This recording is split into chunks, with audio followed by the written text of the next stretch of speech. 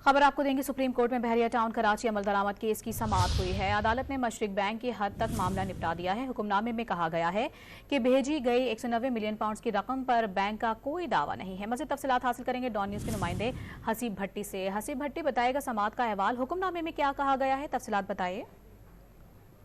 जी देखिए, जो बैंक के वकील हैं उनकी जानिब से अदालत को वो लेटर भी पेश किया गया जो 190 मिलियन पाउंड के हवाले से नेशनल क्राइम एजेंसी की जानिब से था, और जिसमें ये जो रकम पाकिस्तान आई थी इसे डिफ्रीज करने के हवाले से बताया गया था।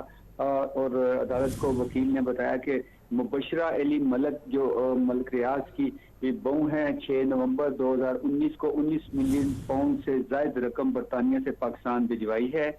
मशरक बैंक की जानिब से जो दरख्वास्त दी गई, मुतफरक दरख्वास्त की गई है, हुक्मनामे में ऐसा बताया गया है कि इसमें 18 अक्टूबर के अदालती हुक्मनामे की रोशनी में ये सारी तफसीलात बताई गई है। मशरक के वकील ने अदालत को बताया कि लंदन के मजिस्ट्रेट के हुक्म की रोशनी में नेशनल क्राइम एजेंसी बरतानिया ने अकाउंट बहाल किया।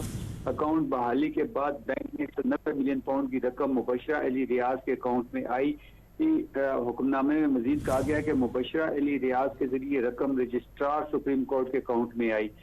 मशरक बैंक के वकील का ये कहना था कि भेजी गई 190 मिलियन पाउंड की रकम का बैंक से कोई दावा नहीं है।